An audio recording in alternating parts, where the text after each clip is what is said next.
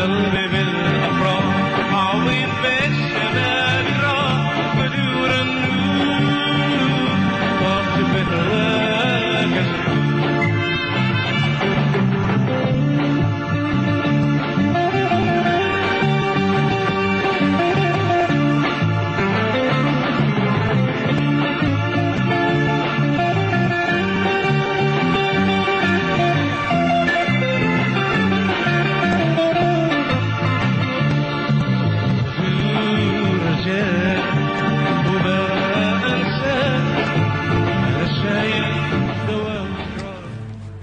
Archaeologist Caroline Rochelow, another member of the team, is trying to save what she can from the debris. Now the colors are a little bit pale now, but it would have been really bright, bright colors all over. So quite a festive place indeed. It's not surprising that the ancient Meroites craved color. The desert land was beige, the sky pale with heat and haze. Only the river offered a reprieve from the monotony. The green of the agricultural land along the Nile is just beautiful. Today, it's the same. The people of Dangeil share their ancestors' need for color and their talent for using it to brighten their lives. And when people color their houses, they carry the color back from the Nile up into the desert.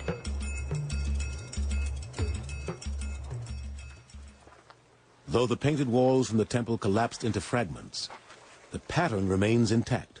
Caroline has the delicate task of putting the pieces back together. Actually, finding a fragment like this of a wall decoration is extremely rare. We're very, very lucky. By extrapolating from the wall fragments, Caroline will help Julie recreate the startling beauty of the temple at the height of its glory. The whole temple would have been painted. The columns would have been painted. The walls would have been painted. There would be color everywhere. The base of the walls and columns in the outer sanctuary were encircled with figures of water-bearing happy gods, while images of the king and queen making offerings to Amun adorned the upper reaches of the chamber. Even statues of the gods would have been enlivened by color. Each day, the priests of Amun would attend to his countenance, applying a rim of black coal to enhance the ram's red-painted eyes. So far, the team has found no trace of these Amun statues they know should be somewhere inside the temple complex. But what they find in a new trench outside the main doorway leads Julie to believe the missing figures could have suffered the same fate as the altar from the inner sanctuary. We have large clumps of broken, shattered statue here, but the statues have been smashed into many, many pieces. There's literally thousands and thousands of fragments here, many of which are completely undistinguishable. After hours of digging, finally, a piece they recognize. Oh. It's the red-painted eye of a ram. Hi. The eyes of the ram did look like this, so this does tell us that they were ram statues. And we were looking specifically for rams because that is the animal of the god Amun. Unlike the ram statues at the Amun temple at Naga, which are still intact after all these years, their counterparts at Dangeil have suffered a much harsher fate. It looks like people basically went down the avenue purposefully, step by step, and went to each statue, pushed it over, smashed it, and then moved on to the next one. Hard work. But the perpetrators didn't show up empty-handed. Right within the temple, at the scene of the crime, we found this. And I had no idea what it was at first. It's burned on one side. It's a very heavy rock, and it fits nicely in my hand. And then we started looking at it a little bit more and realized that the striking surface is right here. It's a hammerstone.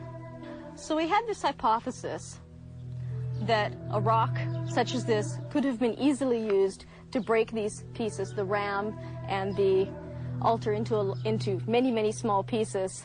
With a similar tool, not an artifact, Julie will put her theory to the test on a large chunk of sandstone. This is a type of sandstone that's like that used in the rams in front of the temple. So let's pretend that this is a ram that I've just pushed over.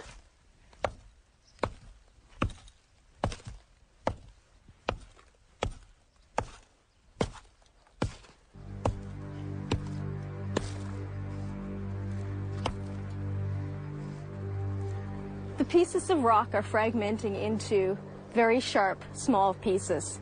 They look very similar to the pieces that we're getting from the altar. I'm pretty happy with this demonstration, in fact.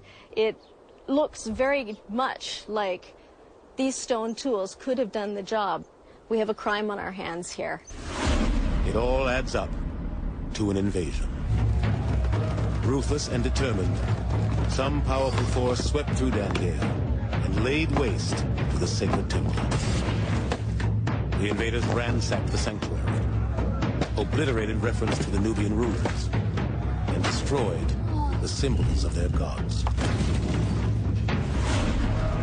They looted everything of value.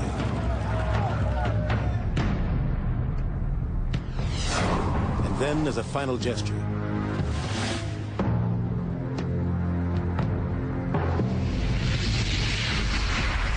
burned the temple to the ground. Had they come to overthrow the Nubian Empire?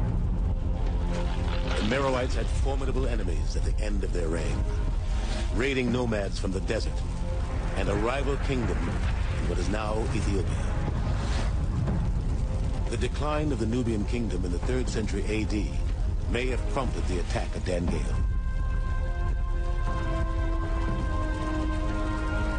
One thing is sure, the ancient city never recovered from the blow. Once it was destroyed, the people of Dangeil abandoned the temple and their homes. We've managed to find these answers, and that's really exciting. Now we're looking for some of the details, but we have the answers to the big questions. And that's incredible. But the story is still unfolding. There's an awful lot of work to be done at Dangeil. There are mounds and mounds and buildings that are obviously well preserved here. Salah and I could be here for 20, 30 years easily, and still not even scratch the surface of the entire site. Waiting somewhere beneath the sands may still be the coveted Rosetta Stone, the secret to deciphering the Nubians' mysterious script. And many of the structures in the massive city of Dangeil are still hidden.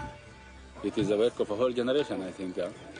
So what we can do, we can just do a part of it, and maybe our sons will do the rest to complete the story.